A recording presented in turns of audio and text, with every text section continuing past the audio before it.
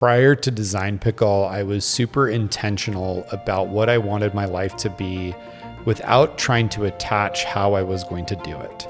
I wanted freedom and flexibility to travel. I wanted to run a business from a computer. I didn't want to be chained to a office or get into a business, like just say home services, where I have to visit clients locally or whatever. Right.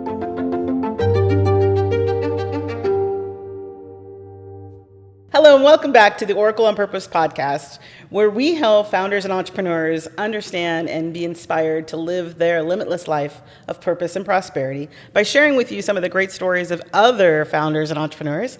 And today I'm really excited, especially because I get to hear all about his amazing journey, to introduce you to Russ Perry of Design Pickle, founder of Design Pickle, but also I know that you have an amazing journey that you're working on as well, all the new great stuff that you're doing, and how you actually went from what some would say is just a designer to the founder of a company that is changing the line of designing. So tell us a little bit more about your journey to do that and also like what you're up to now.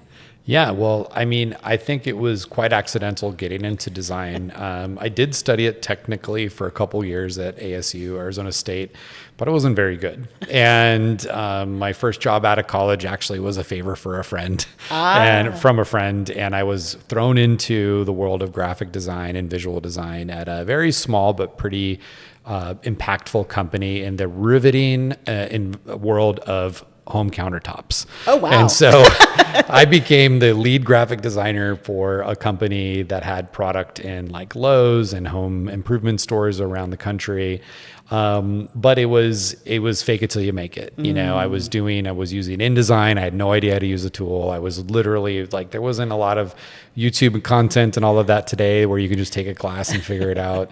But what I learned from that was really the business of creativity. And so after that, had a brief stint working for Apple, which was super impactful. Actually was there when they launched the iPhone and the iPad. Wow. Part of those marketing campaigns. I was in a retail position back when Arizona only had one Apple store at the Biltmore Mall. And that was like, I got to go to Cupertino. I was actually in the headquarters when Steve Jobs was still working there.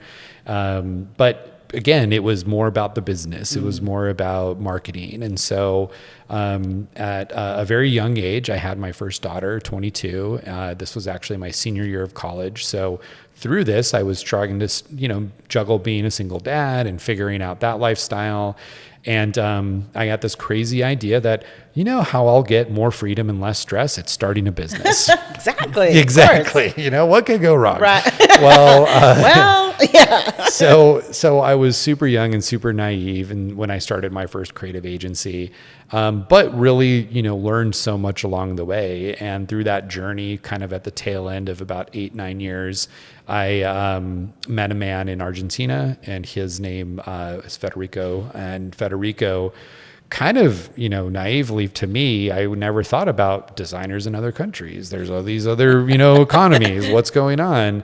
So we formed a partnership that at its surface, and actually, what it was a fantastic partnership where I would manage the clients, he would do the design, we'd get a lot of cost advantage. But I sucked at managing the business, and I sucked at the client management, and I would overpromise, underdeliver. And so it became an unsustainable business for me, not only in the business itself, but just who I was and what I aspired to become. I felt like I was selling. I felt out of integrity. I felt just that like what I was doing wasn't of a true value. It was really lifting these weights all the time, trying to get people to buy what we had, do what we're telling them to do. And so then I just closed the business in 2013. Wow. It was a tough, I always say it was like putting, an amazing pet to rest, like it was a good business. We could have made it work, but I said, you know what, I have to change course. And, and then that put me on the trajectory today where, found a new way to do creative business. Design Pickle is my company. We're a subscription graphic design company. So it's more like you sign up, you get matched with the design team, and then we handle whatever you need for a fixed monthly rate. So That's amazing. yeah, great model. We focus, and it's great for businesses that need consistent content. Right. If you need one-off stuff, Not so much. you can do that yourself or find other tools. But we really try to make it's almost like hiring somebody, but instead of hiring one person, you're hiring, a team of creatives that have different specialties at a fraction of the rate it would to cost to bring them onto your team. Smart. What if you could tap into the law of attraction with precision and power on your terms? I'm Leah Dunlap, and in my audiobook, Power Up the Law of Attraction, I give you the no-fluff blueprint to create a life of purpose, prosperity, and peace. Ready to stop manifesting by accident and start creating with intention? Download Power Up the Law of Attraction now on Audible. Now, back to the show. And I'm curious, because you said you left this first business behind because it was not in alignment. And that's a big move. I think a lot of people, founders and entrepreneurs have gone through that journey of I've reached an end here where this is not what I thought it was going to be, like you said, or I really am not getting what I want out of my life by doing this work. So what was it that Design Pickle gave you that the other business didn't, do you think? Well, I think prior to Design Pickle, I was super intentional about what I wanted my life to be without trying to attach how I was going to do it. So for me, it was like I wanted freedom and flexibility to travel. I wanted to run a business from a computer. I didn't want to be chained to a office or get into a business, like just say home services where I have to visit clients locally or whatever. Right. But I also knew that I wanted to stay in the lane of creativity and design and marketing. That's kind of what I had built my career in. I knew it pretty well. So I just created, I think this list was like 7 or 8 items that said, look, in a perfect world, this is my life, and it also included some very real practical things. Like I own a home, I have a car, I can take summer trips. And so this tool that I created was really for me setting the intentions of then the next year of me coming up with ideas, trying to, I had a couple new business things that sort of got started, but then I quickly realized they were going against this list of what I wanted. I actually called this list my decision filter. I love it. And so I would just filter these ideas and these things and say, look, is this hitting these marks or not? And if it didn't, then I would let it go and I would just move on. Yeah. So then eventually when Design Pickle kind of formed, which came out of just, I was consulting, I had more clients that I could individually support. And so I created a system to help them with production design that kind of ran on its own. That started to really take off and work, and also without a lot of my involvement. And so I said, does this match the filter? Oh, run it on a computer, check. In graphic design, check. Can I buy a house? Not yet, but hey, if it grows, I probably make more than I am now in doing these things. And so that gave me the confidence to really focus and grow that company. That's amazing. And for me, with my clients, myself, I think that's kind of ties into what I call the holistic calibration chart. Like, what is it really you're all about? And we cut down to what I say is like your unique life purpose. Yeah. And it does factor in what are your talents? What are your gifts? What is your inspiration for being here at all? Like you said, to travel, to be with your family, whatever that is, and putting that into what I like to say is it's the litmus test for everything you do from that point forward.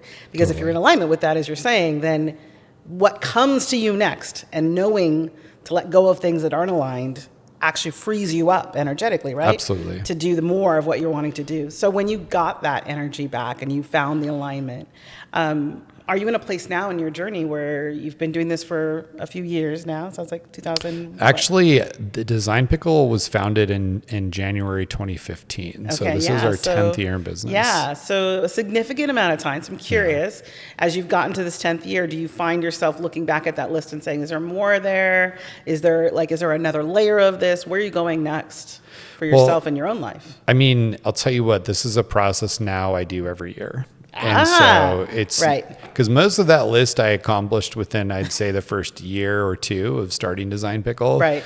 And And I think what I've discovered is every time I tick something off one of these vision lists or decision filters, it gives me a little more confidence and a little more courage to think bigger, build bigger, and put scarier things on that list until you do it. And you're like, well, that wasn't so scary.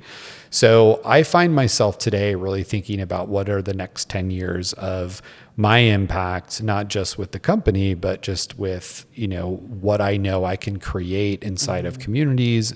One thing that we have that's really unique to our company is our creatives, which are all around the world, are really dedicated to our company. And so we are creating wealth that actually changes lives in countries like Mexico, Colombia, Peru, Indonesia.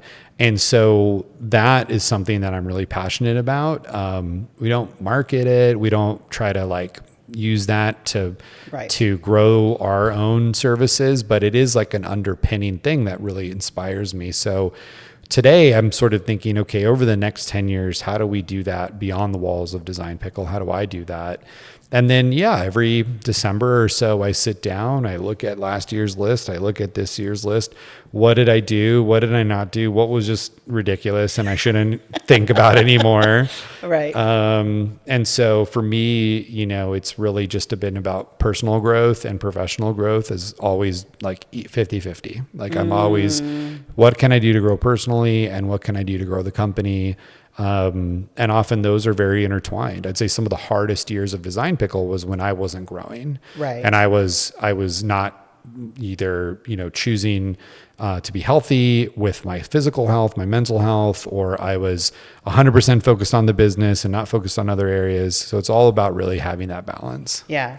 And with that balance, if you had, I love this question because I think it always gets people to think about this. Like you said earlier, what do you want? But if you had the magic wand right now, I love what you're saying about how you're giving back and your impact. I like to ask this question. So if you have a unique life purpose, it's there for a reason, I think. And it's what is the impact, really, if you look back 100 years from now, that you would like to see yourself leaving in the world? Oh man, 100 years from now, this is a very long time to think about my impact in the horizon. But what's the thing that pops to mind? Don't think too much. Yeah, no, I think it's really shifting the self-worth of creatives forever. Nice. So I feel like creatives in general live a very critiqued life, and that impacts their mental health and impacts their self-worth. Right. This is good, this is not, I approve it, I don't approve it, and so many creatives I've seen really struggle with mental health and confidence and personal growth. And so for me, how could I go out there, help creative entrepreneurs, and allow them to really take charge of what their life is, along with, creating a really successful career. Right. I don't know how that manifests 100 years from now, but to your point, that's what comes to mind. That's the point. Yeah, exactly. Yeah. And I think that's a beautiful thing to help people see about who you are as a human, as well as an amazing, and talented founder. So tell everybody, of course, we've said the word many times, but how do they find out more about what you're up to, Design Pickle, et cetera? Yeah. So, I always, if you're listening and your business is at a stage where you need regular creative support and help every day, every week, every month, designpickle.com is the place to go. It's super simple. We have one plan. We have a killer software service that wraps around to keep everything organized. Your whole team can use it for one fixed fee. Personally, I also say, if you want to learn about more what I'm doing, content, essays, webinars, things like that, I have a Substack. So russperry.substack.com. Fantastic. And it's a free newsletter to get on there. And it's a fun community that I've accrued over the last 10 plus years. Now we're going to follow it and crazies. See how you produce that effect of helping those creatives to really feel seen and heard and valued in the work that they do. So thank you so much, Russ, for being here. Thank you. Yeah. Thank you all for watching us. I know this is a great kind of offbeat conversation, not our typical talk, but I think that this is really important and powerful because there is a gap coming now where we all need to understand that what we're doing and creating in the world matters. Yeah. So thank you so much for being here to share that. And of course, keep following Russ Perry, keep coming back. I'm your host, Leah Dunlap, and this is the Oracle on Purpose podcast. Thanks so much for watching. We'll see you next time.